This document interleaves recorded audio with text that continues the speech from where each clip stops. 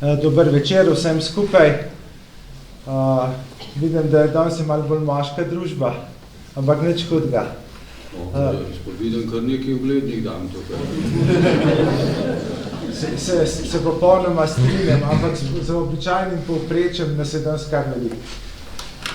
Lepo pozdravljeni vsi skupaj, zlasti pozdravljam našega gosta, ampak najprej vabim gospoda župnika, da zmoli za začetek.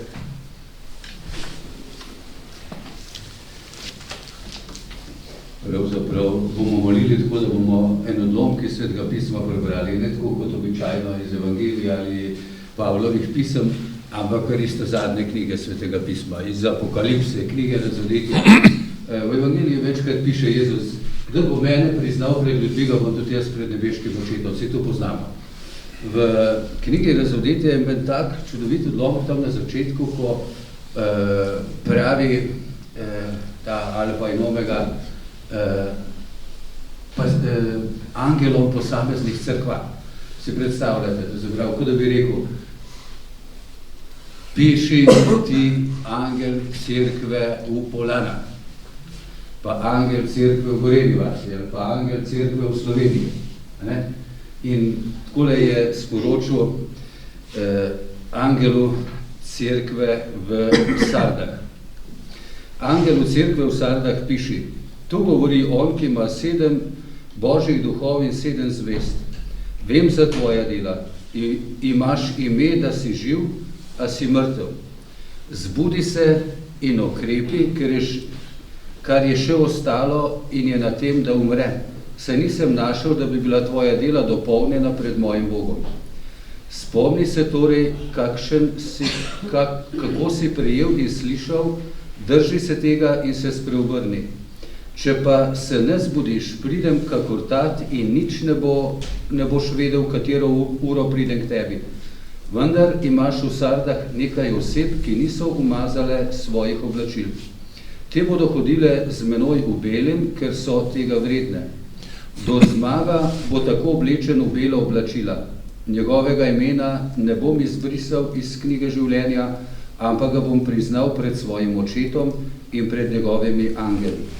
Kdor ima uho, naj prisluhne, kaj govori Duh cerkvam. Slava Očetu in Sinu in Svetemu Duhu, kako je bilo v začetku, tako zdaj in vselej in vekomaj. Amen. Torej verjamemo, da v nas, tudi v slovenskem narodu in v Evropi, ni še vse dobro umrlo, ne? Ne. Ampak, da imamo perspektivo. In kristjani, in cerkev, in naša civilizacija. Zato smo se danes zbrali.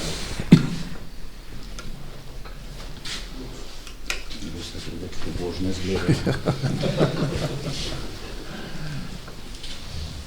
Ja. Naš današnji gost se je rodil leta 1967, torej je že krepko prekoračil Abrahama in zato verjamem, da ima že veliko stopnjo življenjske zrelosti in modrosti.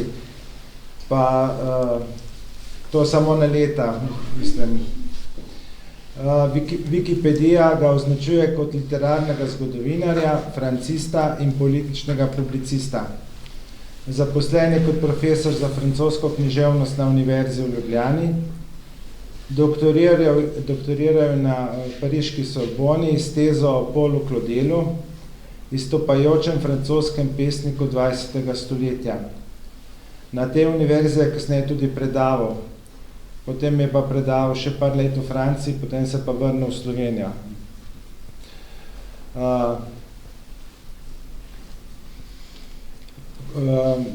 Je član Evropske akademije znanosti in umetnosti in književnosti v Parizu ter Evropske akademije znanosti in umetnosti v Salzburgu. Sodeluje s Stefanom Courtoisom, avtorjem in urednikom črne knjige komunizma. Prispevajo za eno najbolj poznanih kritičnih študij o komunizmu, Ta svet krivičnosti razdrimo. Pisal je prav tako v njegovo revijo o komunizmu. Je avtor več kot 1200 člankov v različnih jezikih ter 7 strokovnih oziroma znanstvenih monografij. V slovenščino je prevedel temeljno delo sodobne lingvistike, predavanja iz splošnega jezikoslovja Fernanda de Saussure. Ja. Jaz nisem nikoli francoščine študiral, tako da mi oprostite. Potem napisal je tudi veliko knjig, ki se ukvarjajo z našim politično situacijo.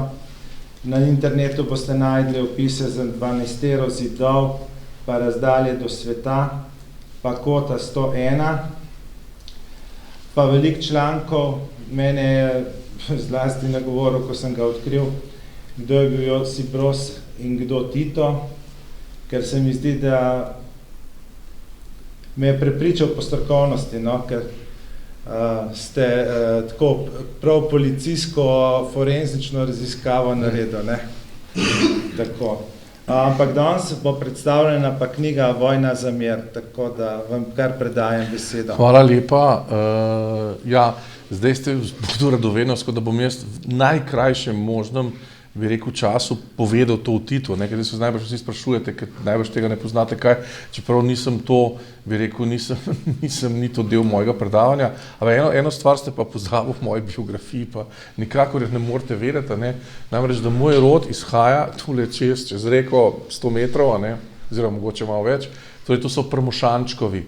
In jaz imam še fotografijo, tisto davno fotografijo moje babice, to je bila Mici Frlanova, ki je umrla, je bila tule zadnja, bi rekel, še živeča naslednica, moja prababica in mojega pradeda, tam v drugi polovici 19. stoletja poslala na Dunaj na šole, a ne, in on je potem pred vojno umrl, a ne, in skratka, jaz izhajam od tu gor je kmetija Premošančkova, tam, zdaj se ne orientiram, dobro, ja, krasna, tako da to ste še pozabil povedati, ne, da brez teh krajev bi tudi mene ne bilo, ne, tako lahko to zaključim.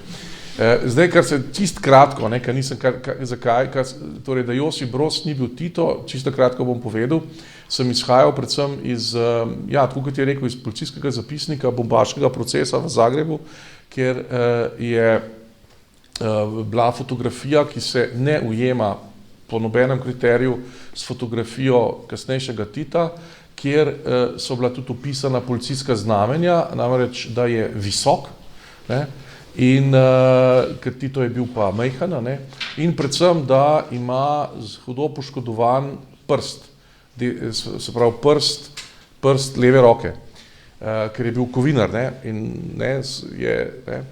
in zanimiv v prvem delu biografije, ki jo imate od DDR-ja, ne, je ta DDR Tita vidi, ne, ga spozna potem, da je rekel, ta je kovinar, zato ker ima oranj poškodovan prsta, ne, tako ga je spoznal. To je bilo leta, ta prva, to je bilo 46. leta, prva biografija od Tita, no in kasneje potem izgine. Vsa biografija je enaka, ampak ta detajl seveda izgine. In to je neverjetno, in tudi francoski nobelavec André Malraux, je rekel, ki je Tita videl, je rekel, pa to ni ista oseba, ker tista je imela hudo poškodovan prst, ta pa ne. Je rekel, to ni ista oseba. In isto so tudi povedali delavci v ladedelnici v Kraljevici, kjer je Josip Broz delal, da to ni ista oseba. Josip Broz je zginil v tistih čistkah tam leta 37-38 v Moskvi, in to je meni tudi ta Stefan Courtois, velik strokovnjak za komunizem, rekel, da je to čisto običajno, da so to Rusi velikokrat delali v Romuniji in v Bolgariji, da so pač nadomestili, enega pospravili, pa dali svojega človeka, tako da so imeli pač mir. In še ena stvar, ki je izredno pomembna, je pa, da jaz veliko tudi, bi rekel, sodelujem s Hrvati in pač govorim tudi na teh hrvaških privatnih televizijah in tako, in moji kolegi, ki so mi pač prav vprašal, nekatere sem prav vprašal, ki so iz Zagreba oziroma iz Zagorja, kjer se je Tito rodil, so rekli, da to in to so tudi zelo pomembne analize bile kasneje narejene, da ta govor, ki ga je imel Tito, absolutno ni govor človeka, ki bi bil iz Zagorja.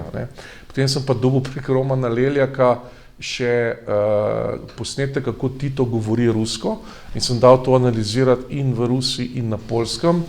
ne, oprostite, v Ukrajini sem dal mojim kolegom, ne, ta govor analizirati, kaj bi to bilo, in so rekli, da to je nekako nekdo, ki prihaja iz neke obmejne regije, Poljska, se pravi, kako so se meje menjale, ne, in da se to zadaj sliša. Ne.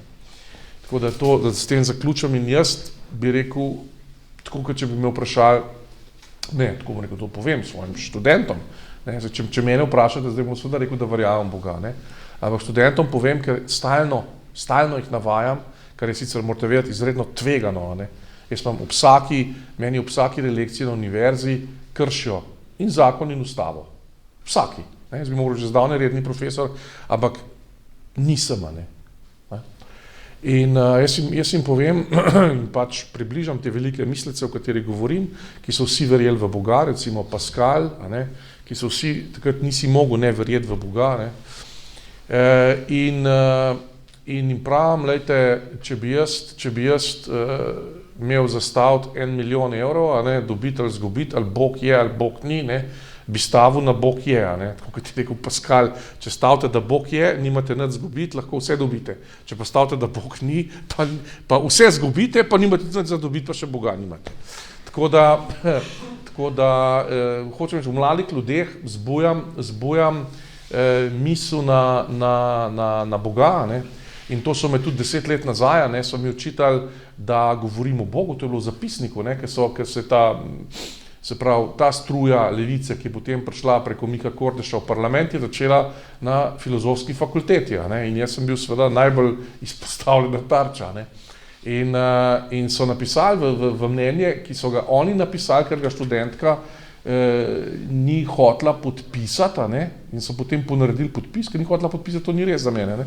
In je bil en glavnih očitkov, da govorim o Bogu in angelih. Sem rekel, poslušajte, kako naj pa ne govorim v 17. stoletju francoska književnost o Pascalu in to o Bogu pa o angelih, kako naj ne govorim? Kako ne govorim, a ne? Tako kot da bi nekdo predaval fiziko, pa bi ne govoril o gravitaciji, bi rekel, gravitacija, to ne obstaja. Kako ne obstaja gravitacija, ne?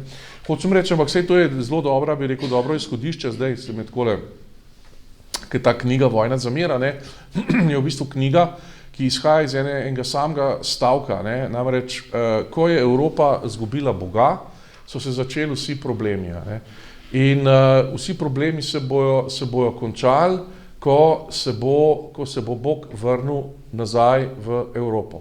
Tako preprosto to je. Zdaj, tako preprosto se to sliši, a ne. Zdaj, kako da jaz lahko to, recimo to tako posplošujem, ne, bom rekel takoj, a ne. To je knjiga, se s tem ukvarja, ni v zgodovini, ni civilizacije, ki bi ne imela občutka za presežno, za večnost. Je ni. Ne, tudi če pogledate recimo danes Kitajci, a ne, Kitajci mi vidimo, da imajo partijo, seveda, ker je to totalitaren sistem, a ne, ampak znotraj tega je izredno močen poudarek na konfucianizmu, na neki ideji, ne. Kitajsko usmišljuje neka ideja. Potem, če greste recimo v Indijo, ima mislim, da 1,2 milijarde ljudi in postaja eno najmočnejših gospodarstv na svetu, oni imajo hinduizem. Oni so absolutno nacionalisti in hinduisti. Potem, če greste recimo islama, ne, Turčija je utemeljena na islamu, islam je izredno močen. Islam je močen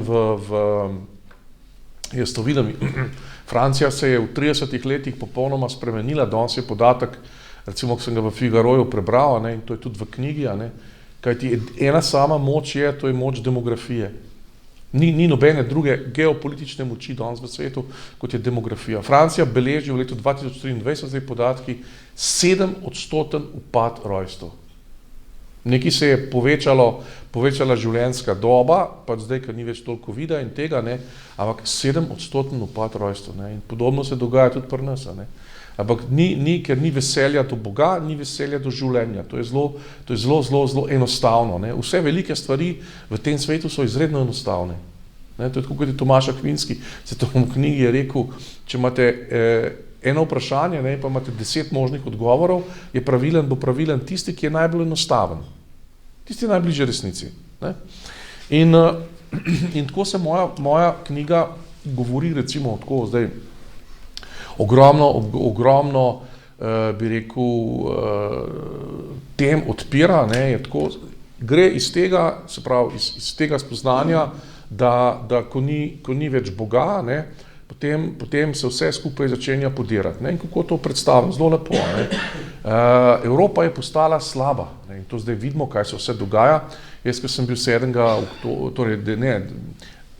prišel sem na Hrvaško, eno od hrvaških privatnih televizij, ki imajo apropo gledanost, recimo, številke, kot imajo slovenske televizije, vsaj nacionalna, ne, dobro, se tam zmeri bačo, ampak kljub temu, ne, je rekel, ja, se pravi, v slovenščini, je rekel, ja, pa vi ste, gospod Turk, ste to v svoji knjigi napovedal, ne, da bojo vojne, a ne, sem rekel, ja, seveda, zato, ker če si šibek, ne, in Evropa je postala šibka, ko se je pa odrekla krščanstvu. In če si šibek, te bojo napadlo. V naravi, v zver napade najprej divjad, oziroma divjačino, ki je bolna, stara, onemogla, ne. To tako je, ne. In tukaj seveda zdaj je isto, ne. Zdaj, kako to preveriti na zelo enostaven način, ne. Ko je bila Evropa močna, je bila krščanska in so se Rusi iz nje umikali. Boste rekli, kako so se Rusi iz nje umikali? Se bom povedal takoj. So se zelo iz nje umikali. Med leti, se pravi, 92 in 95, tam okvirno, ne, ko je v Nemčiji vladal kancler Helmut Kohl, ki je tudi, bi rekel, boter slovenske državnosti, oziroma brez njega bi slovenske državnosti ne bilo, ker on je bil njen najmočnejši garant. Torej, poleg seveda cerkve in poleg škofa Šuštarja, ki je pač, jaz mislim, da je cerkev takrat dobila plebiscit, oziroma Šuštar, ki je bil neverjeten diplomat, Vi se vsega tega zelo dobro spominjate, kako je bilo, a ne. Ko je bilo danes, raj ne rečem, a ne. Raj ne ugibam, a ne. Ampak je bil kancler Kohl, je bil kristjan. On je bil tista generacija, ki je vero v politiki jemala absolutno resno. In Kohlova krščanska demokracija, to je Demokratische Union, a ne, je bila krščanska. Ne? Jaz se spominjam, ko sem hodil kot tajnik, mednarodni tajnik, pa potem podpredsednik Mladih krščanskih demokratov, se tudi s Kohlom, mislim, ne, jaz osebno svečil, pač, ampak ti Mladi krščanski demokrati smo bili člani pač Evropskih krščanskih demokratov, znotraj njih je bil se pravi Klaus Welle, ki je bil v zadnjem mandatu generalni sekretar Evropskega parlamenta, ne, in Klaus Welle je imel pač seveda neposreden dostop do kanclerja Kohla, on je bil predsednik podmladka nemške krščanske demokracije, kancler Kohl je bil pa predsednik se pravi vseh krščanskih demokratov. No, jaz sem mu zastavil tudi vprašanje, tudi Jacques Chiracu in tako, ne, v zvezi z osamosvajanjem oziroma z mednarodnim priznanjem, ne, ampak ko je bil kancler Kohla, ne, kancler Kohl je pa bil tam 80. leta pa do leta 98, ne, ko je potem Schröder krščanske demokrate premagal, potem je pa prišla Merkel. Ampak ko je bil kancler Kohl, prva oseba krščanske demokracije Nemčija, ne, je bila to tudi prva najmočnejša stranka v Nemčiji, ne, pa v Evropi, ne, so se Rusi umikali. Samo iz vzhodne Nemčije se je med letoma 92 in oziroma tam 92 do 95, ko se pa ne vem, ne, ruska vojska, vsa vojska, ki je tvorila vzhodni blok, ne, in bila stacionirana od baltskih držav do preko Poljske, Češke, Slovaške, Madžarske, do Romunije, do Bolgarije, Romunije, a ne, vsa ta ogromna vojska, a ne, se je v teh 3 letih iz Evrope umaknila. Samo iz vzhodne Nemčije se je umaknilo približno 500.000 vojakov z vsem materialom, se pravi, vse so vzeli s seboj. Ne? Po principu KTLA, ne, recimo tle, če bi to dvorano zapustili, bi pošraufali oči, vse šlo. Ne? Zakaj? Zato, ker je bila Evropa močna. Zato, ker je še leta 2021, to imate tudi v knjigi noter, ne, to vse natančno podpisujem, vir je pa, čeprav boste rekli, da je to popolnoma neverjetno, ampak vir je pa iz univerze Yale, profesor, in to sicer ni nobena skrivnost, ne, da je Putin leta 2000 pa 2001 prosil za sprejem v NATO in za sprejem v Evropsko unijo. Pa so ga zavrnili, jaz pišem, zato ker so rekli, kaj bo nam tvoja revščina, kako tako je to bilo. Pač, Američani so imeli svoje računice tukaj. Danes vidimo, da je bila to ena največjih napak, kajti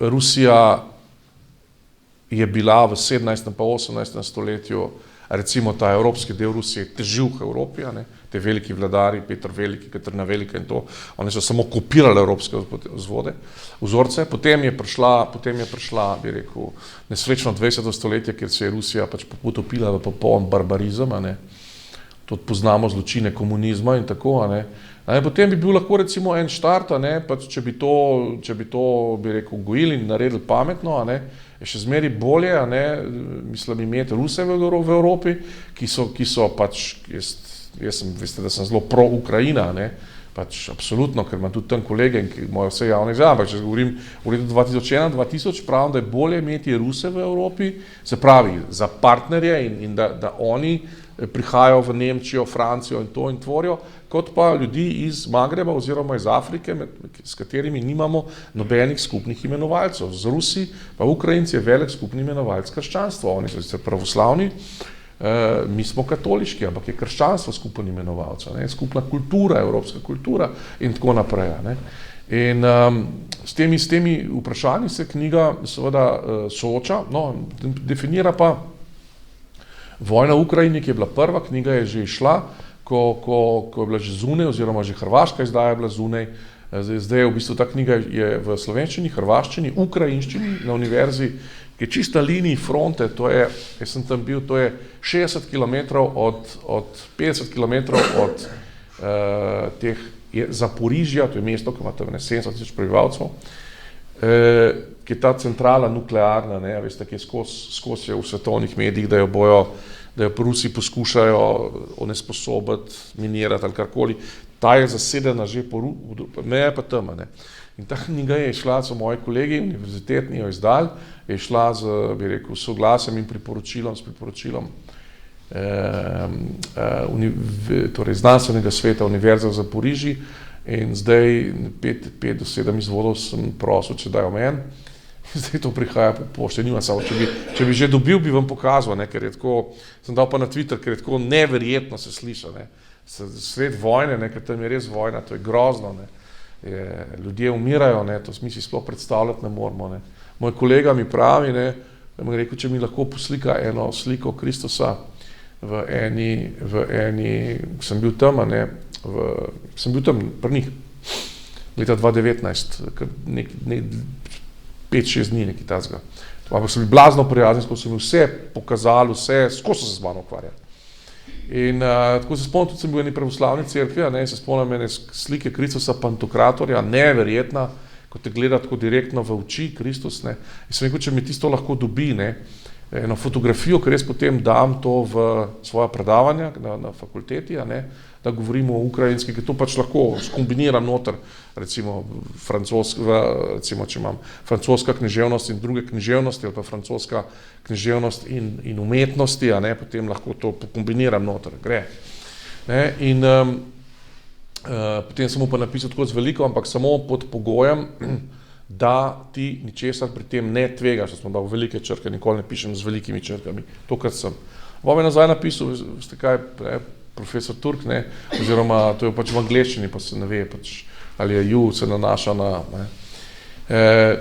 Vprašanje je, kaj je to tveganje, Kaj je to tveganje, Pač jaz, ko grem v službo, grem preko, točno vem, ki mi je popisal, kje to je, točno vem, kje to je, grem preko parka, prijem na pač ploščat, in tam je še vedno so madež, ogromen madež krvi, zato, ker je 2 dni pred tem, ko mi je to napisal, 3 dni nekaj tazga, je granata, ruska raketa, ki preletela, ubila 2 študentki, ki sta bili v paralelki. Jaz sem predaval, oni zdaj so študirali angleščino, jaz sem pa tem študentom predaval predvsej po Zoomu, so bili vsi, ki je bila pač korona, po Zoomu, so bila predavanja po Zoomu in sem imel 40 slušateljev iz Ukrajine. Se pravi, paralelka, študentka, ki so študirala angleščino, te so francoščine, je 2 granata ubila, oziroma raketa in je kri ostala tam, je rekel, jaz grem mimo tega, vsak dan, vidim, ljudje umirajo, rekel, umirajo v hotelu, umirajo, praktično je padla granata na tisti hotel, v katerem sem bil jaz takrat, ne. Je rekel, umirajo, ko grejo v trgovino, umirajo kjerkoli in pač in je tveganje, je nekaj, kar smo že zdavnaj ponotranjali, ne, to je prav neverjetno. V glavnem, zakaj je do te vojne, zakaj se je te tragedije prišlo? Zato, ker je Evropa šibka, ne, to boste rekli, kako zelo logično. Za kanclerjem Kohlom pride Schröder, ne bomo, ne, mislim, to je pač popolnoma degenerirana politika v vseh smislih, ne. Schröder je bil šestkrat poročen, mislim, da zdaj 7. ali pa 5. ali pa nekaj tasga. Predvsem pa je bil v službi pri Gazpromu, ne. Potem, ne, in se pravi, oni so delali na tem, da so Nemčijo spravili na kolena in to se je potem še posebej pa se je to začelo poznati v dobi Angele Merkel. In v knjigi imate tudi, bi rekel, tega pa podatka ne boste pa nikjer na svetu našli, ne, kdo je Angela Merkel, ne.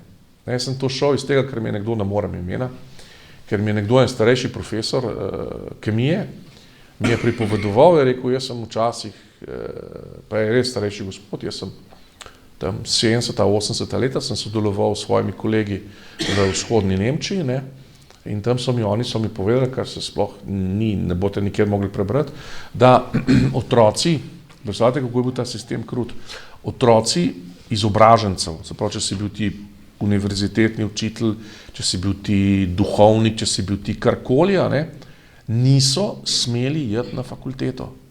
Zato, ker je ta režim temeljil na primatu, če hočete, srpa in kladiva, to je pa delavstvo, pa, ne, a veste, ne, inteligenca ni štela. Ne, to inteligenca ali pa intelektualci ali pa karkoli to prije leta 90 k nam. Prej je bilo to delovni ljudje in občani ali delovna inteligenca. Ne, to se spomnite, ne? In avtomatično niso smeli otroci na fakulteto, niso smeli imeti izobrazbe, iz države pa seveda niso smeli nikamor, ne? Zato, da se prekine, ne, linija, ne, zato, da ne bi pač gojili nekega sloja, ki bi bil potem na koncu proti njima. Si predstavljate to krutost? Ne? To je grozno, ne? Ampak tukaj je Angela Merkel izjema. Zakaj je pa Angela Merkel tukaj izjema? Je pa po moje vprašanje za $1 milijon, ne? Pa še za kaj več. Zato, ker ona je izjema, ona si zato pojasnila, da so jo poskušali verbati Stasi, a ne, to imam vse v knjigi, ker sem tudi našel posnetke televizijske leta 2009, ko so pa nekaj Oskar Lafontaine, se pravi politik levice nemške, nej to učitu, a ne. Da je bila ona zelo blizu in da je bila ona privilegiran sloj partijske mladine v Nemški demokratični republiki, v kateri je pač zrasla gora, ne. In drugo je pa Scholz, ne. Scholz je bil pa za Stasi zanimiv zato, ker je v 70-ih letih kot mulca, ne, predstavljal taka stališča, kot danes Luka Mesec pa Levica, ne, proti NATO, proti Izraelu, proti, ne, poglejte, kaj ti delajo, ne, pa boste razumeli kanclerja Scholza, ne, se pravi, vi imate tukaj ljudi, a ne, ki ta garnitura politikov zapelje Nemčijo v odvisnost od ruskih energentov. Kancler Kohl te politike ni imel. In začne se takrat, a veste, in ko prije Fukushima, veste, ki je Fukushima, pa mislim, da je Fukushima pa Nemčija sta točno na drugi strani, mislim, da je 12 ur vmes časovnega zamika, ne. Ampak ko prije do Fukushime, do tistega, pač ni jedrska elektrarna kriva, narobe bila narejena, ne, oni bi morali to pač enostavno predvideti, ne, do zalitja te elektrarne in potem do cirkusa, Merklova 2011. leta sprejme na vlada sklep, kar takoj, da se vse jedrske elektrarne likvidirajo, da gremo v zapiranje vsega, ne. In potem zaprejo večino teh, jih začnejo zapirati, ne. In nadomeščajo pa to z ruskim plinom, ne. In nihče ne vidi, ali pa noče videti, ne, da Nemčija postaja pač ujetnik in talec ruskega ekspanzionizma. Nemčem to blazno paše, ne. Ampak zdaj plačujejo pa ceno, ne. In tu je seveda ena stvar, sem se jaz pozanimal tudi, ne, tudi je v knjigi, ne, da bi šli lahko na tako imenovan fracking, to je drobljenje, to je cela Amerika, ne, temelji na frackingu. Pri nas imamo pa te ekologe, pa to, ki pravijo ne, to pa ne. In kdo je največ, bi rekel, podpiral ekološka gibanja v Nemčiji? Rusi. Putin podpira recimo tudi desnico francosko, ne, imam blazne težave s kolegi, ne, blazne težave jim razložiti, ne, ker oni sploh ne vedo, kaj je to komunizem, ne. In zato podpirajo Putina, češ, da Putin, to imate tudi v knjigi nota, ne, da Putin bo prepovedal LGBT pa vse te stvari, ne. Ampak jaz pravim v knjigi, ne, poslušajte, kdaj se pa v koncentracijskem taborišču že dogajajo LGBT pa presajanje spola pa to kola, ne. A imajo v Severni Koreji probleme z LGBT-jem? Ne.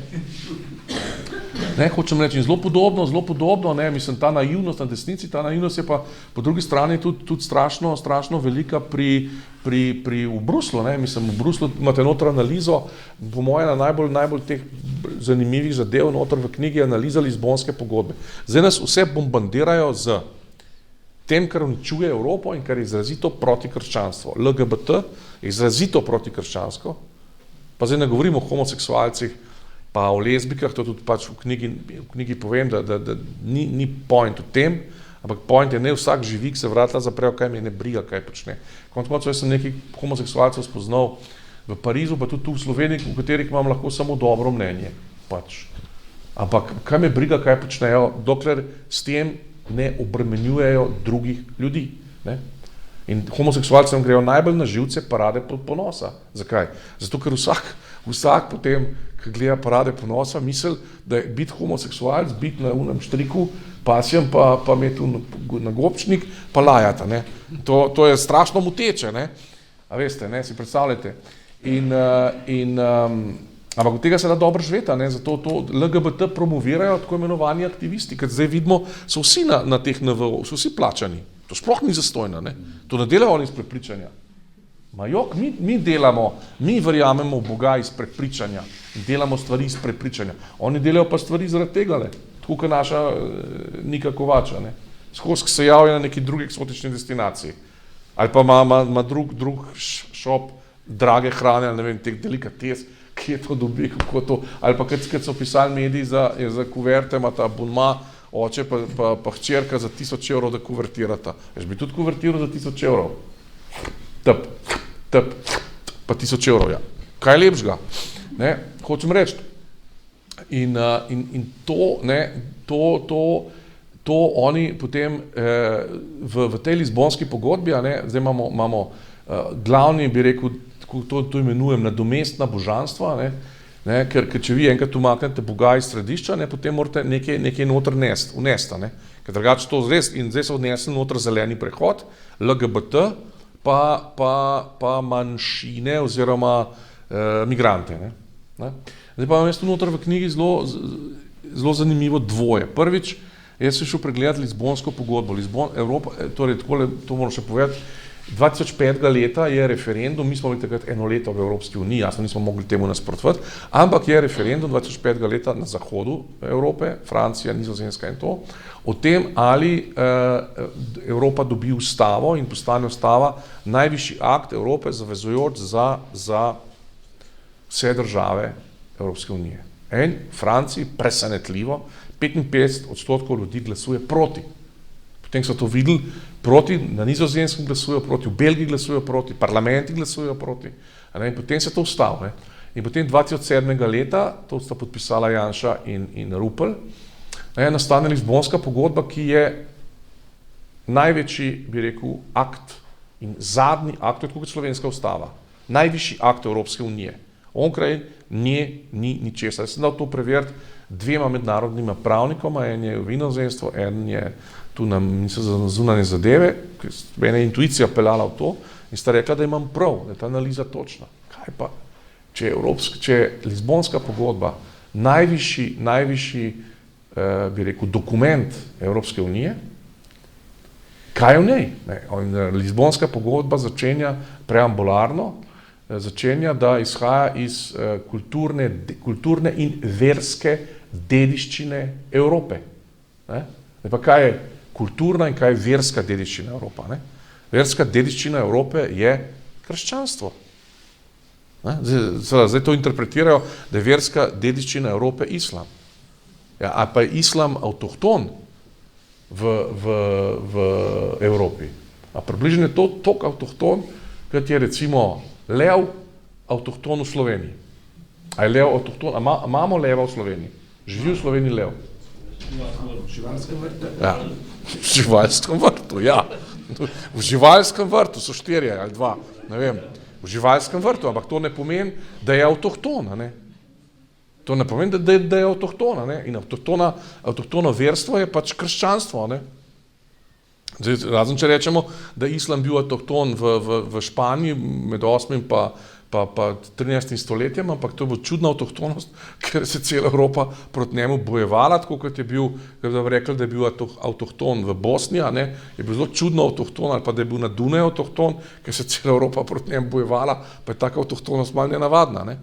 Se pravi, vsak cum grano salis zaključi, Evropa izhaja, temelji, Lizbonska pogodba na krščanstvu in na tem.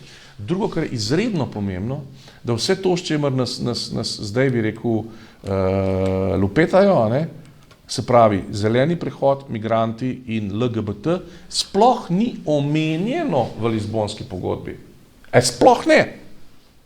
Torej, migranti niti v enem stavku, okolje, okoljske skrbi, ima noter vse analiziran v stavku 2, ampak tam na 350 člen.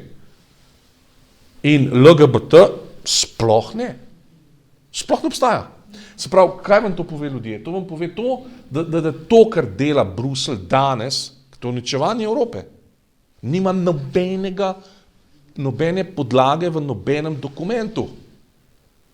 To je tako, da bi si nekdo zmišljeval v Sloveniji nekaj proti ustavi, ampak mi smo navajeni zdaj, ta bi rekel oblast, ki je, ne, da je tudi ustava ni več nič svetega, ampak kljub temu, ne, tega ne moreš, ne. In drugo, kar se migrantov tiče, ne, sem rekel, da se ne bom zdaj zapletel v isto zgodbo, ne, ampak sem vzel zgodbo oziroma zelo integriral v knjigo eno osebo, ki je v Sloveniji sploh ne navzoča, razen da družina je nekaj v njem objavila, ampak jaz sem pričan, da ga širša javnost nikoli ji ni bilo dano ga spoznati. To je oseba, ki bi bila, mislim, bi morala biti papež, ne. To je kardinal Robert Sarah, ne. On je, mislim, še izvolil za papeža, ker še ni toliko, mislim, 78 let star, ne. In njegove teze, on prihaja iz Gvineje, ne, in je čudežno preživel, a ne, to je prav neverjetna zgodba. Namreč on je bil škof tam v Gvineji in v Gvineji so imeli komunistično vojaško hunto, a ne, in šef vojaške hunte je sestavil, tako kot tlele imate gospod tole na papirju, a ne, je sestavil seznam likvidacije, koga bomo likvidirali, a ne, in čist na vrh je bil seveda, so bili vsi škofje pa vrh cerkve, a ne. No, in je to dal, ne, dajte to narediti, ne, ampak ko je dal to iz rok tako ven, ne, da se povelje izvrši, ga je zadela kap. In povelje je obstalo tam, ni bilo izvršeno. Potem, ne boste rekel, to je popolnoma res, potem pride izvolijo drugega, ne, ki potem prevzame njegove funkcije in to, in seveda pogleda, kaj je treba narediti, treba je pač seveda likvidirati najprej vodstvo cerkve in spet ista ali dopolni ali karkoli, podpiše z likvidacijo. Kaj se je zgodilo? Kap ga je. Tudi ta je bil mrtev. In potem pa nekako, ne vem, a so prišli na okus ali karkoli so rekli, da ni hotel pol tretji pač več podpisovati, da bi pobili vse duhovnike, ker se je bal, da ga bo kap. Ampak to zdaj se pravi, ne vem, tako bi rekel, to je pol štos, pol je pa to ena taka grozljiva resnica, ki se je to res zgodila, ne. No in Robert Sarah ima izredno krščanske poglede na Evropo in pravi, da je to pač popoln razvrat, ne, kar se dogaja, da mislim, v bistvu je zelo v nasprotju, čeprav jaz sem tudi ogromno poslušal, ker govori tekoče francosko, prav koliko je on recimo govori tako, ne, koliko sem jaz dolžan Franciji, ne, kaj je ona zame naredila, ne. On je bil tam mulček star, veste, v Gvineji, ne, in so ga pobrali misionarji in so ga peljali v šole in je postal pismen in so pogruntali, da je pameten in so ga dali naprej šolati in gor in dol. In on prav, zdaj vi učitate Franciji včasih, da je bila kolonialna sila in je delala z Afriko. Kaj je delala z Afriko? Kaj pa je delala Francija z Afriko? Prav, misionari so skozi stoletja hodili v Afriko. Ampak a se vi zavedate, kaj to pomeni hoditi v 17., 18., 19., še v 20. stoletju za misionarje v Afriko? Sam povedal, da sem poznal Silvo Čretnik, ki je že tistega poznal najbrž ne. Silvo Čretnik je zdaj že umrl, se pravi, zdaj govorim 25-30 let nazaj, on je bil misionar na Madagaskarju. Jaz sem bil z njim velikrat v Šatijonu, v Parizu, ker sem tam spal, ker sem študiral, jaz sem ga slišal stalno, on vse noči ni spal, ker je strahovito kašljal. Kašljal je zaradi kajenja, predvsem pa, ker se je nalezel, ki je bil misionar v Madagaskarju, ampak je bil že po drugi svetovni vojni, v vseh zdravilih se je nalezel malarije, pa ne vem kakšnih bolezni, in ga je to spravil prehrani rok. Zdaj si pa vi predstavljajte 19. stoletje, 18. stoletje, misionari v Afriki. Pravi, nobeden, ki se je vrnil, ni živel več kot toliko let. Pravi, ampak vseeno so odhajali v Afriko. Pa ne ravbat, bi rekel, ne vem, ampak ljudi zveličati, zato ker so vedeli, da bojo ljudje umrli brez Boga. In da bojo pogubljeni. In so učili, se pravi katekizem, Jezusa, vse te zadeve za ceno lastnega življenja, kajti točno dobro so vedeli, potem se je to recimo nekaj časa bila rutina, da so odhajali, tisti, ki so prihajali nazaj, so hmalo umrli. Če niso umrli že tam.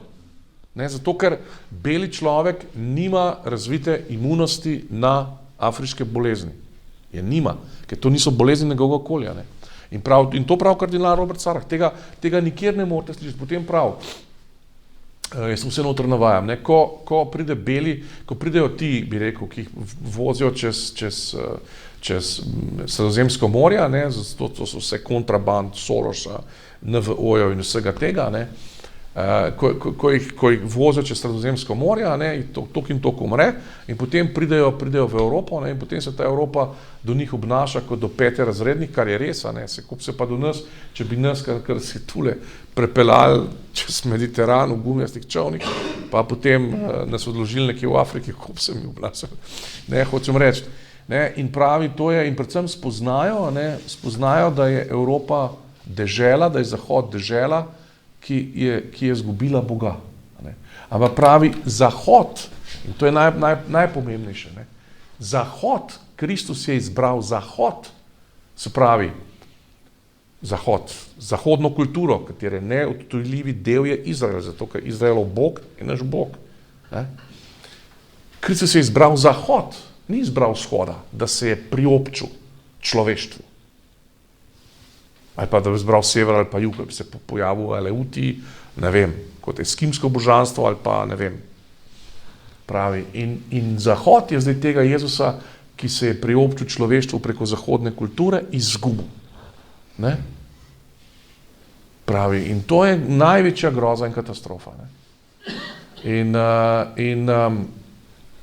to je res, kako to funkcionira, Francija razpada, tudi ne morete verjeti, mislim, to je. Ampak kako to funkcionira? V Francijo pride vsako leto 200,000 migrantov, ker še vedno verjamejo, da je to, jih pač nahecajo, da je to sveta dežela, pa da se cedita med in mleko, ampak to izgleda tako, da pridejo recimo v Pariz, jih potem odložijo v Parizu, jih zložijo na cesto, pustijo primer.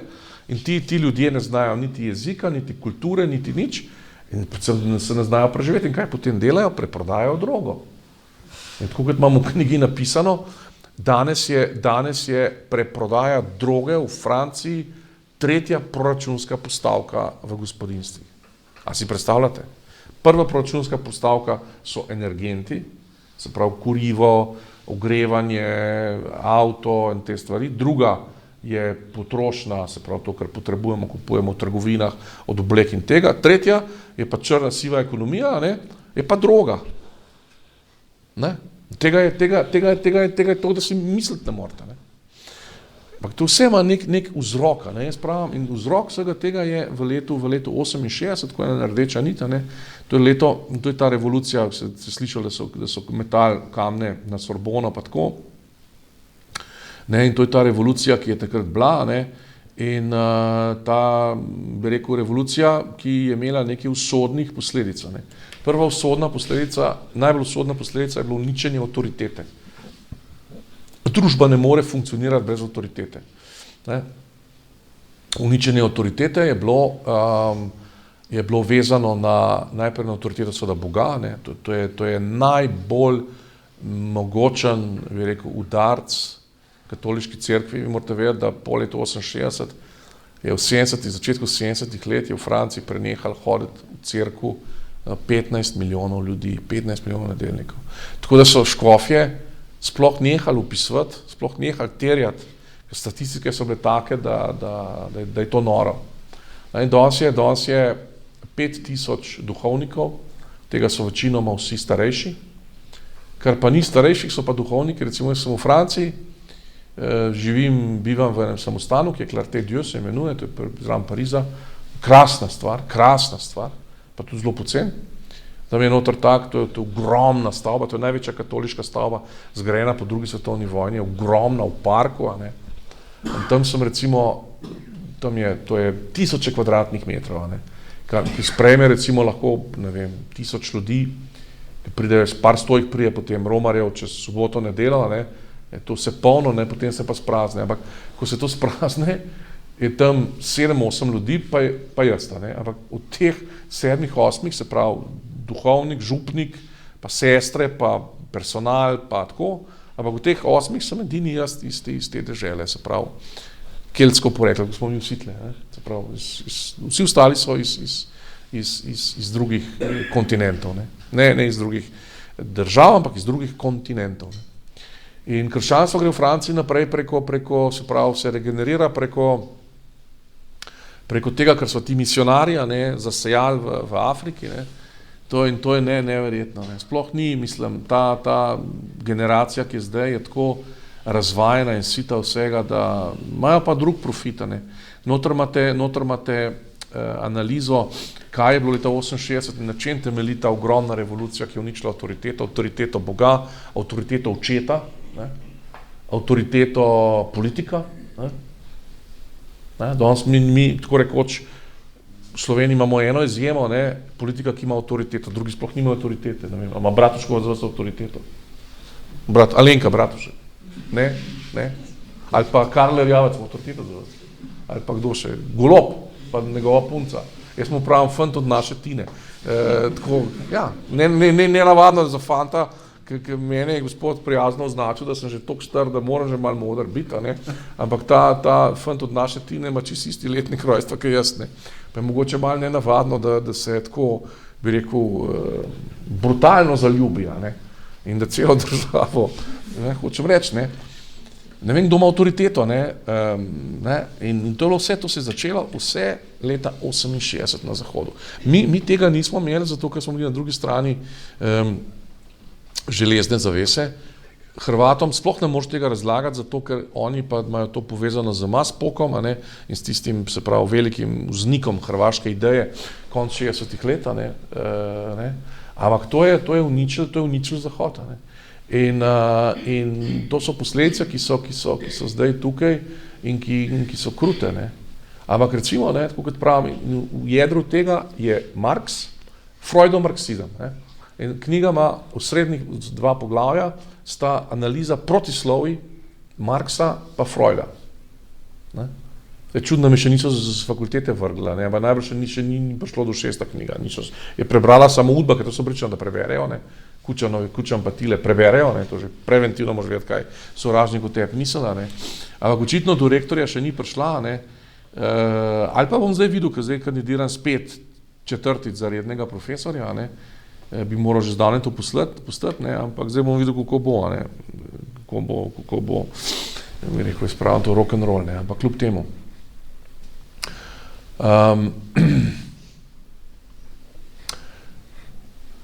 Marksizem je eno samo protislovje ena stvar, boste videli, tudi boste prebrali, ena stvar, ki jo je Marx pogruntil, ne drži.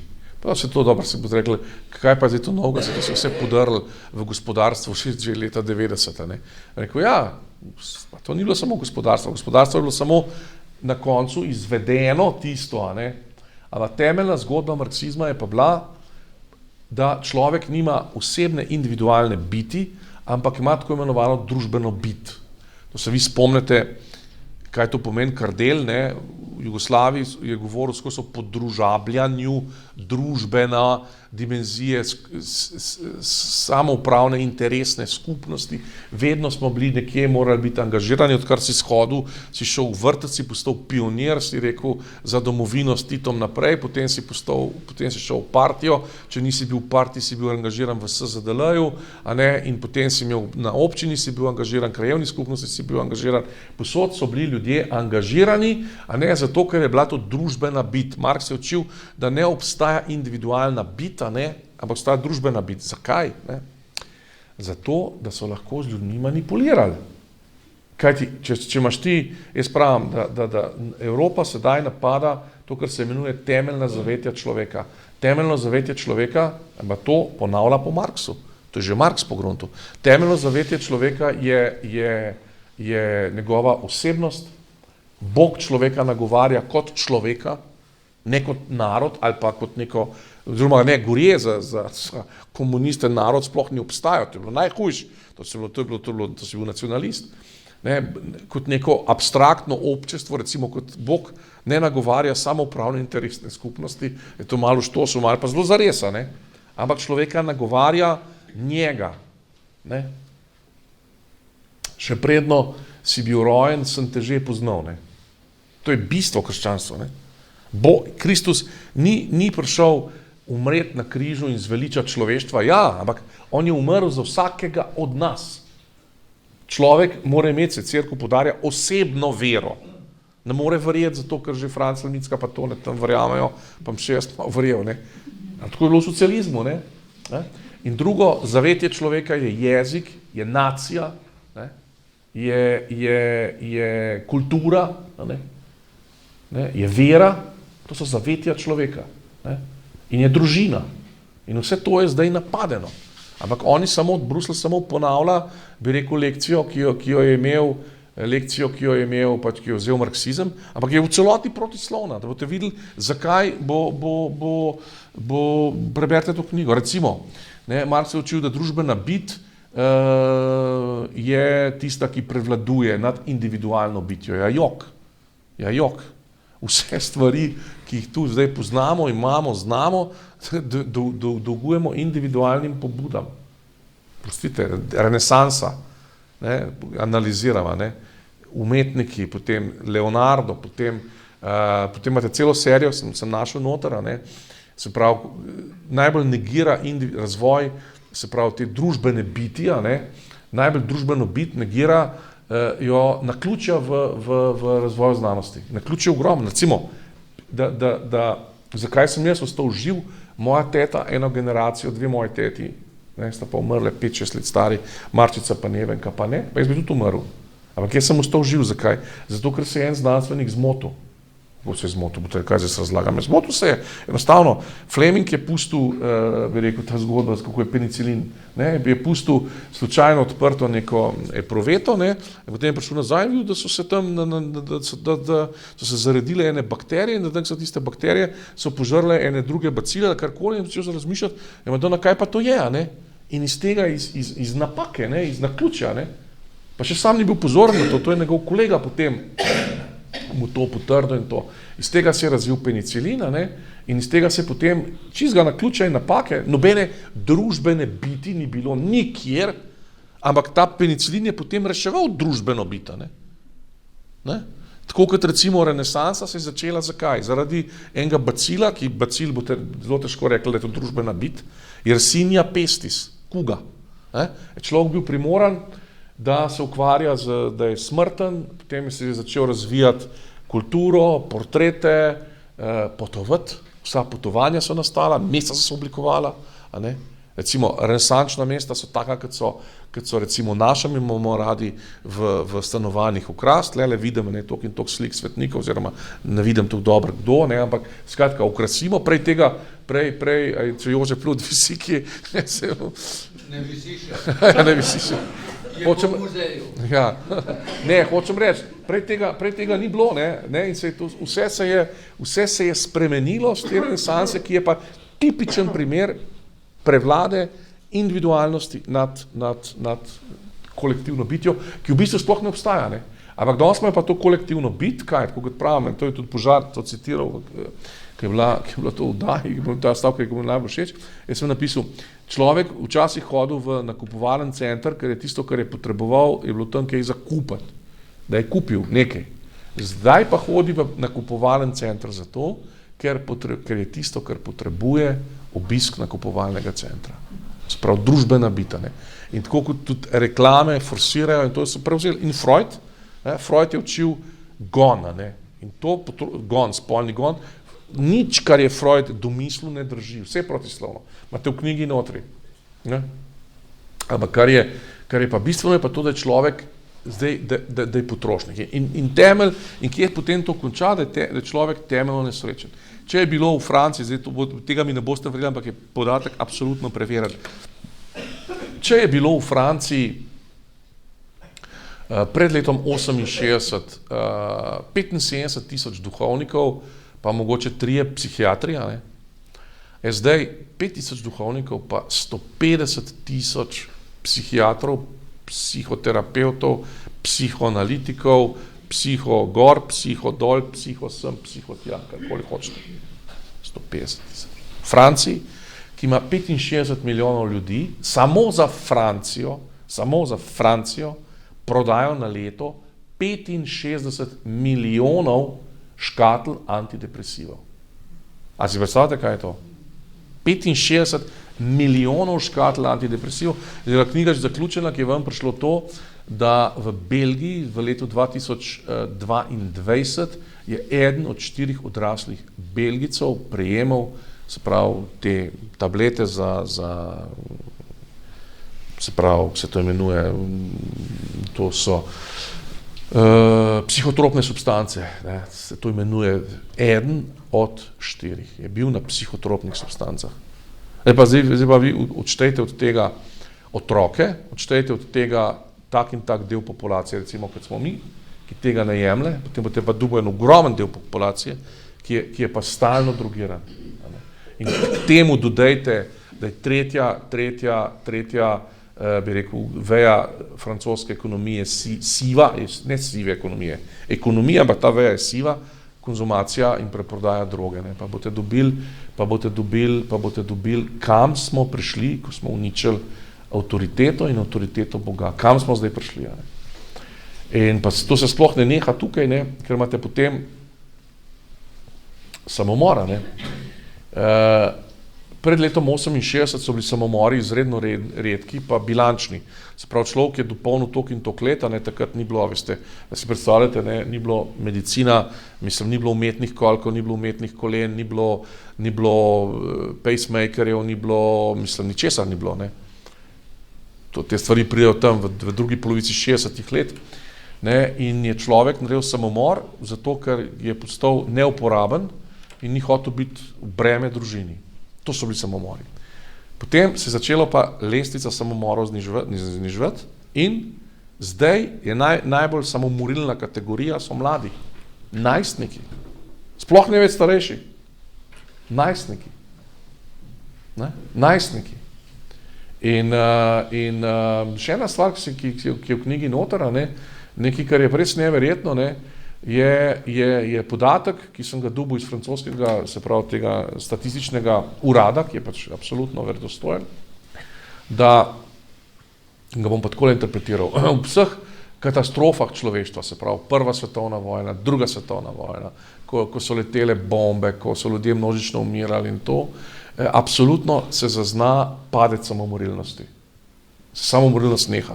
Pride iz toliko in toliko promila na nič. Zato, ker človek se ne bo šel fentat, ko je že ogrožen itak. Korona je prva katastrofa po drugi svetovni vojni na Zahodu, kjer se to postavi na glavo, kjer se procent samomorov poveča. Kako to razložiti? To je čist kontra temu primarnemu refleksu. Ne beležijo nobenih, samo koliko delaš, lahko sežemo v zgodovino. A če so bile kuge, kolere ali karkoli, kar je bilo, te epidemije, vojne, se ljudje niso fentali. Ni primerov. Zdaj pa nova katastrofa, pa množični samomori. In imam podatek tudi za Avstralijo, pa Novo Zelandijo podobno. Kako to razložiti? To lahko razumeš samo en način.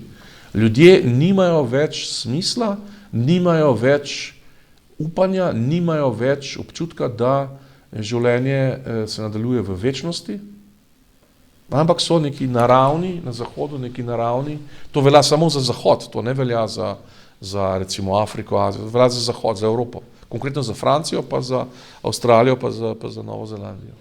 Zato, ker včasih je bilo med človekom in breznom, je bila vera, zdaj med človekom in breznom ni ničesar.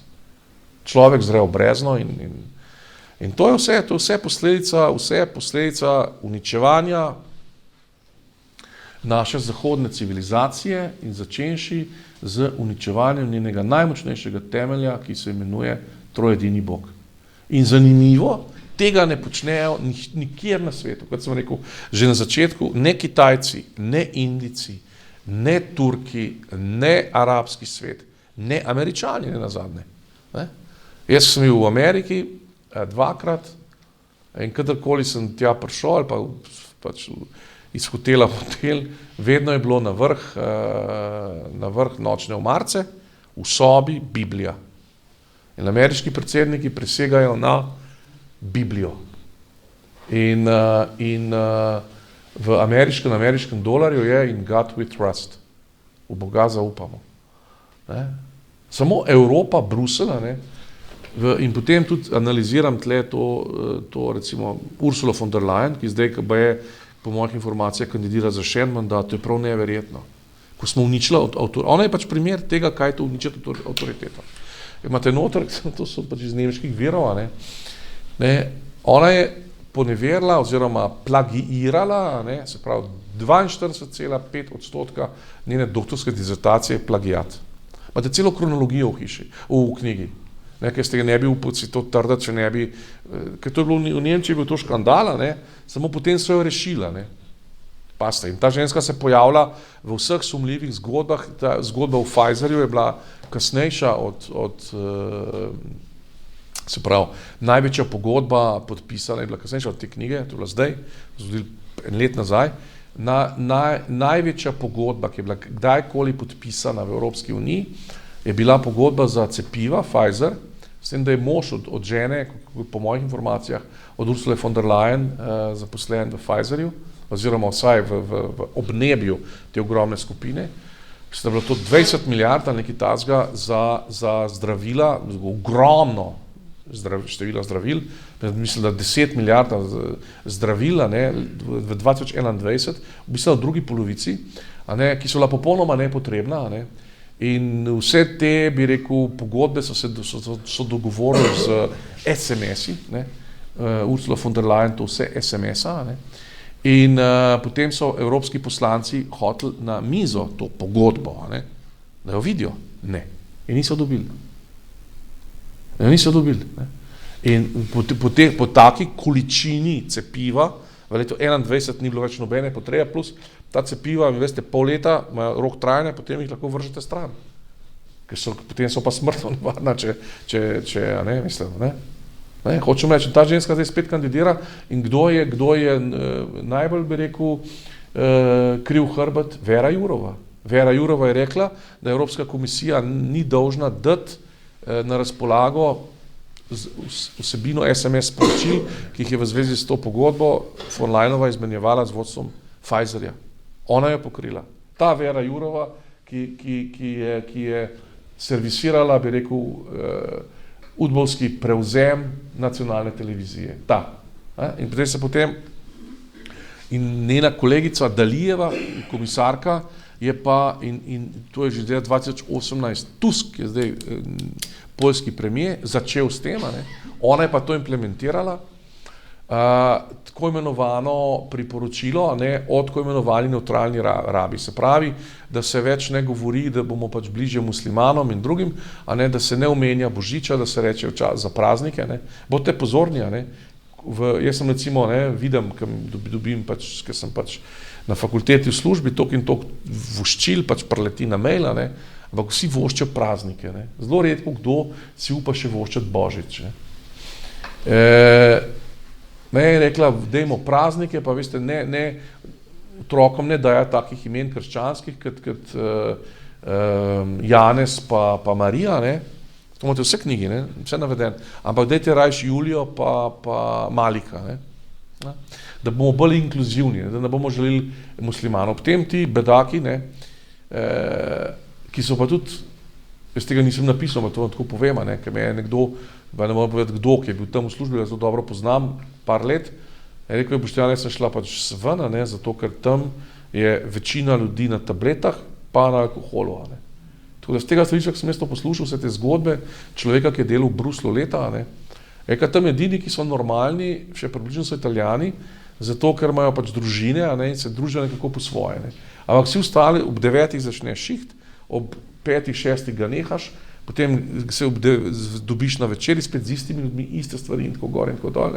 In prav to je zaznoreta. In prav v tej logiki se je meni tudi Juncker potem postal logičen, ker Juncker je nam nelogičen, pač vse te, bi rekel, pijanske eskapade, ki jih je imel, ampak njim pa ne, svojim uslužbencem pa svetu, iz katerega je šel, pa ne. Tako kot Jelcin je bil nam nelogičen, kaj pa mu je, ne pa Rusom. In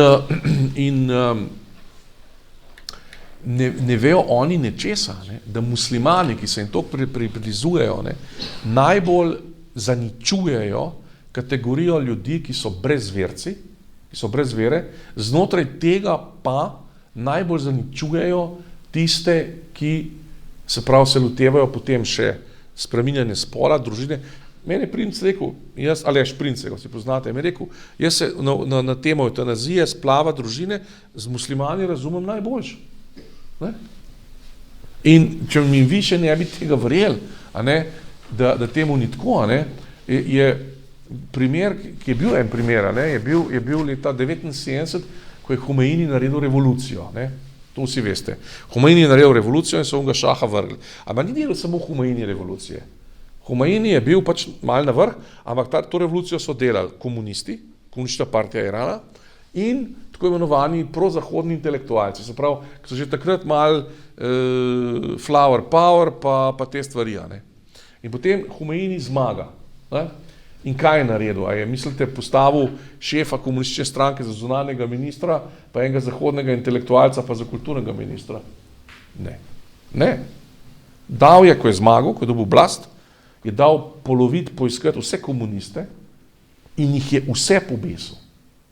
Sploh ni nobenih procesov, nič. Vse so najdli in karkoli so najdli, so pobesili. In zahodne intelektualce, tako imenovane flower power, isto, samo da jih ni pobesil, da so jih pa pometali iz stolpenc, iz nastropi in tako. To si radikalni islam misel o gospodih v Bruslu. To. In če bi enkrat ti ljudje imeli oblast v Evropi, tako oblast, kot je imel Homeini v Iranu leta 9, ali kot je imajo danes v Iranu, potem bi mi bili, bi rekel, ta zadnji na vrsti za obračun. Ta prvi pa tile, Vera Jureva, Helena Dalijeva, imate vse popisano noter, ki pa promotori LGBT-ja, ta prvi. V Iranu, jaz se s tem absolutno ne strinjam, ampak to vam povem kot dejstvo. V Iranu je kazen za homoseksualno smrt. To je zame svinjarija, ker konec koncev, mislim, vsak ima pravico, gre na vrh nebotičnika, pa se dol vrže. To je njegova človeška pravica, delati karkoli, dokler njegova svoboda ne posega v svobodo drugih, nas vseh. O teh stvareh knjiga govori.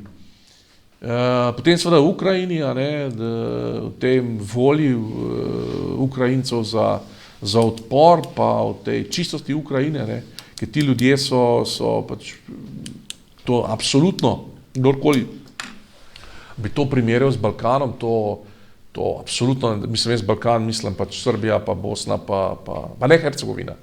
Ne Hercegovina. To absolutno ne drži. Ti ljudje so na civilizacijskem nivoju, bi rekel, nas, absolutno. Mislim, nimajo pač v materialnem smislu tega, kar imamo mi, pa tudi mi nismo imeli 30 let nazaj tega, kar imamo zdaj, pa veliko vprašanje, ali smo bili takrat bolj srečni, ali smo danes bolj srečni, ne vem, če so ljudje srečni. Jaz recimo opažam, ko se vozim, pa ogromno koristim javni prevoz, se pravi v Parizu, ne, metroji, pa gledam ljudi, ne, tako recimo, pač, ker se že pozna prevlada, ne, je že več, jaz bi rekel, ocenjujem, da je zdaj 50-50%, se pravi Pariz, ne. Iz drugih kontinentov pa ljudi, ki smo pač izvorno z tega kontinenta. Ampak ti naši ljudje z tega kontinenta so vsi nekaj tako zamorjeni, zafrustrirani, ne vem, prav ne vidim, ne, recimo, tako ko se jaz Jožeta Pluta spomnim, nek se tako razveseli življenja, tako prav, ne, tako, mislim, to je moj vtis v tebi, ne, tako, ti stres, da imaš življenje rad. Tega jaz ne vidim v Franciji. Vidim, ja, pri ljudeh, ki niso rojeni v Franciji ali pa so rojeni staršem, ki pa niso, ki so bili pa rojeni v Afriki, Aziji ali karkoli. Tam pa to vidim. Se pravi, kam smo, ampak tega recimo, kot sem to, prej tega ni bilo, kam smo zdaj prišli, a ne? Ni bilo te vere. Francozi iz Francije je bila druga najmočnejša hčerka cerkve. Kje je zdaj to? Kje je zdaj to? Vernih je še 5%, če 5% nedeljnikov, če. V Parizu so cerkve prazne. Mislim, tiste, ki so velike, so pač je polno noter, Notre Dame bo je zdaj zrihtali, ne, pač kadarkoli se spolno Notre Dame je bilo pač stalne procesije, da so bili turisti, ne, medtem ko cerkve tiste Saint-Sulpice, recimo, je bila pa, se spomnila, ogromna cerkev. To je tako, če poznate cerkev svetega Jožefa v Ljubljani, če bi dal 2-3 cerkve svetega Jožefa skup, ne, bi to bil volumen tega, ampak tam so tri, bi rekel, starejše ženice, pa 10, bi rekel, prebivalcev iz drugih kontinentov, ki molijo v prvi vrsti. Potem pa prazen prostor. In to seveda, če ni Boga, je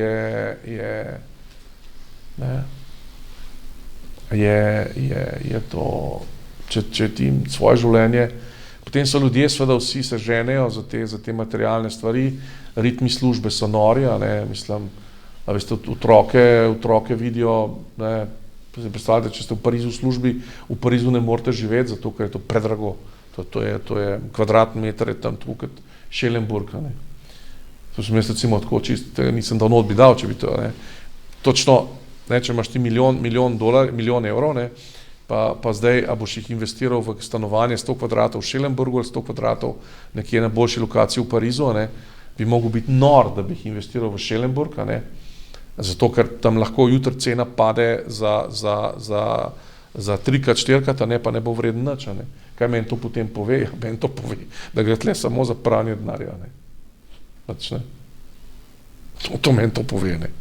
In oziroma to, kar so zdaj časopisi na Balkanu pa se začeli pisati, da je Ljubljana velika pralnica mafijskega denarja iz Bosne pa iz Srbije. To je zdaj v medijih. Meni je to že prej povedal, sem rekel, kaj ti to pove? To ti pove to, da je ta denar upran. Tako da jaz bi rekel, sem ogromno te knjige, to ni VSO, sem predstavljal znotraj VSO-ja, ne. In zdaj sem šel že krepko čez Peterle je rekel, 1 uro je maksimalno, kar lahko govoriš, ampak jaz sem kot predavatelj, ne, sem zverziran, tako da vidim, da noben še ni zaspal, da bi dol padel, ne, ker potem bi takoj nehal, ampak tako da vidim, da me poslušate, tega sem vesel. Zdaj bom tu se vstal, ker sem predolgo govoril, ampak enostavno tako spodbuja, no, bi rekel, da tudi sem izredno hvaležen, da ste me prišli poslušati v tem številu. Vam bom tudi zelo hvaležen, če boste še kakšno knjigo kupili, se potrudite, da jo te kupili, zato ker jih malo ne bo več, ali pa recimo, če bi dobil za to knjigo Nobelovo nagrado, pol pa vam je tudi ne bi mogel več podpisati, bo kaj bilo pol z mano. Knjiga je pa šla brez heca, knjiga je pa šla od, mislim, zdaj imam še 3-4 škatle take, kot so tle, potem je pa konc. Tako da vse je šlo, ker sem izredno vesel, ne. Sem imel 20-25 predstavitev, vedno je bilo veliko ljudi in od tega sem vesel, kajti po svoji naravi sem v bistvu najverjetneje kristjan, ne bom zdaj Kristus je rekel, ne tega delati, ne. Mislim, ne se, gor me je tad, pa ne vem, ne, to poznate tisto, ne. Pa pedagog, ne, učitelj, ne, rad ljudem razlagam, pač, ker mislim, da se to pač... Knjigo preberete uvod, stane skozi 37 €. Knjigo preberete uvod, ker v uvodu boste videli, kaj je bistvenega, ne. Uvod preberete, potem pa knjiga vam bo vzela 2-3 dni, ampak vam povem, jaz knjigo pravim, da je to priročnik za razumevanje časa. Ker boste knjigo prebrali, boste vedeli o času, ki ga živite, veliko več kot prej. Zato se to branje splača. Zdaj gremo v Pariz, upam na podpis pogodbe, knjigo sem prevedel v francoščino, 6 mesecev sem delal, upam na podpis pogodbe, mislim, to bi bilo nekaj res onkraj. Pač. Ampak jaz sem optimist, tako da, ja. Zdaj pa, če imate kakšna vprašanja, potem pa bi vas povabil, če kdo želi knjigo kupiti, ne, mu jo dam, pa naj napiše ime, pa priimek, pa naslov, zato da mu pol domov račun pošljemo. Grem na zaupanje, pač zdaj so vsi računi, ki smo jih poslali, so bili plačani, tako rekoč ni bilo. Ja, zdaj pa, če ima kdo še kakšno vprašanje, oziroma... Ja, najprej na aplavz.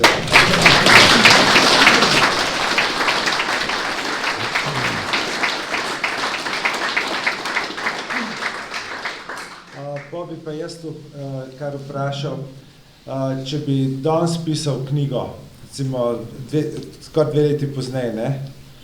Malo ste že omenili Ukrajino, pa te evropske velikaše, ne?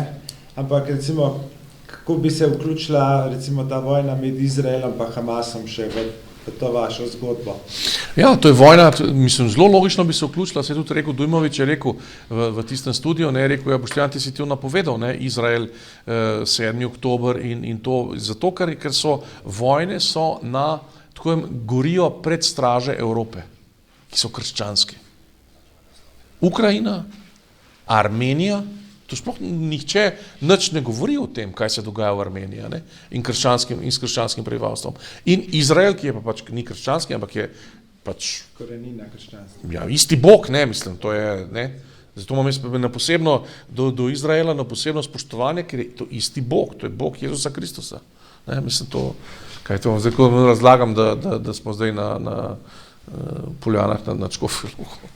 Ne, in ne bi, mislim, ne vem, kaj bi recimo zdaj še, mogoče bi recimo, ne vem, za eno stran bi dodal teh čist stvari, ki so se zdaj zgodile, a ne, dodal bi to zgodbo s Pfizerem glede Ursule von der Leyen, a ne, ker noter se še par poglavij, ki jih nisem mogel obdelati, a ne, ker potem bi bili lahko do polnoči tukaj, pa ni novo leto, a ne. Hočem reči, ne, pač, da manjka avtoritete političnega razreda, noter imate tudi napisano, kaj je to kralj, kaj je to za skupnost, avtoriteta za skupnost, delo za skupnost, skupni interes in tako naprej. Ne. To so recimo tudi branja, ki jih ne bo. Če vam nekaj povem, tako čisto odkrit, recimo, kam je ta urednik založbe David Rajnar rekel v Parizu, da je dal to, on se dni prebral, to je bilo jesen, je rekel, ampak sem dal to brati svojim, ki v založbi berejo knjige, vzamejo ali ne, pa je rekel, pa ogromno stvari noter pravi, ki pa jih mi nismo vedeli. Pa sem rekel, to je pa res hvala lepa, ne, če jih pa vi niste vedeli v Parizu, pa ta knjiga res ne mogoče tako foš, tako v glavnem. Hvala. Prosim. Kdo bi še kakšno vprašanje? Zdaj ste bolj govorili o tem, zakaj smo prišli v taka situacija, ker smo kako kakšna rešitev. Ma ne, se pravim, ja, nisem imel časa, ampak na konc imate, vam bom prebral, seveda. Rešitev je to, se pravim, vsi želijo delati vsi te oblastni sistemi želijo delati kot je rekel Marx, na kolektivu. Rešitev je pa posameznika, ne, in takole zadnji del se bere takole, ne. v njenem jedrnem delu, to je čist konec knjige, v njenem jedrnem delu knjige smo zapisali: vzroki temeljnih problemov, ki jih razdeljuje knjiga, so tako več ali manj na dlani. A na Evropi je, da jih zavrne. Nihče ne bo tega storil zanj in v njenem imenu. Ta knjiga je zato posvečena njej. Izhaja iz spoznanja, da se bodo časi nekdanje moči na kontinent vrnili, ko jim bodo prenehali na vse načine zapirati vrata. A Evropa so njeni državljani. Vojna za mir predpostavlja poziv vsakemu od njih, da se zave, kaj se dogaja, in se temu v imenu prihodnosti, ki se vsak dan bo razpira, upre, da krene na odločujočo pot. Ta pot ne bo potekala v samoti. Že se sliši mogočen kljubovalen korak, ki doni po Evropi in po Sloveniji. To je korak tisočih velike žive sile, ki se z naraščajočim pogumom upira terorju skritih elit. Nepregledna, danes nič več skrita množica se napravlja, da poseže v dogajanje. Njen mogočni odmev naj zajame, usvoji in dvigne visoko slehernega državljana, nekoč najmočnejše celine sveta. To je pač. Vsak mora vzeti svoj delež odgovornosti. Glejte, kaj se v Nemčiji zdaj dogaja. Kaj se je dogajalo pri nas? Pri nas se bo še marsikaj dogajalo. Se smo tudi že imeli, pa Pavle Rupert, pa to, ljudje imajo dosti tega. Ljudje imajo te bruselske Evrope dovolj. Samo ljudje morajo razumeti, zakaj gre. In zato pravim, da ta knjiga priročnik, to je tako kot diagnoza, ne morem saditi rožic. Ampak pravim na koncu, kot pravim, je to, tazga optimizma si ne morate misliti, kot sem rekel. Ljudje morajo delovati, morajo stopiti skupaj. Oni se najbolj bojijo osveščenih ljudi, ki se povezujejo z eno idejo. Zato tudi Janeza Janšo stalno blatijo in demonizirajo. Zato, ker on je sposoben povezati ljudi z eno pravilno idejo. Zato cerkev napadajo, ker cerkev je sposobna povezati, organizirati ljudi z eno pravilno idejo. S kakšno idejo pa tudi nazaj sposobna Alenka Bratušek povezati ljudi. Zadnji škandal, ki ga je naredila rodna vas domača, je bilo tam Labore, ki je kar odredila, da se tam železnica čez zredi, pa jo podrli cerkev, pa je 25 hiš, pa je jezer naredili, pa poplavili, pa potopili, pa so ljudje ponoreli. In pa pogruntila, da je to pa njena tam vas Labore, ki je naredila šino, tle gre železnica, da gre čez vas. In pa je bilo vse po medijih, hočem reči. Koga ona lahko organizira? Ja, prosim. Jaz bi vprašal, oziroma bi želel nek komentar o pomembnosti evropskih volitev, ki se bodo zgodile v tem letu, ker tukaj je prva priložnost za popravni izpit, da se pač neka nova sestava Evropskega parlamenta pripelje Evropo na pravo smer, ne ravno avtoritete Boga, ampak vsaj, da odpravi te neumnosti.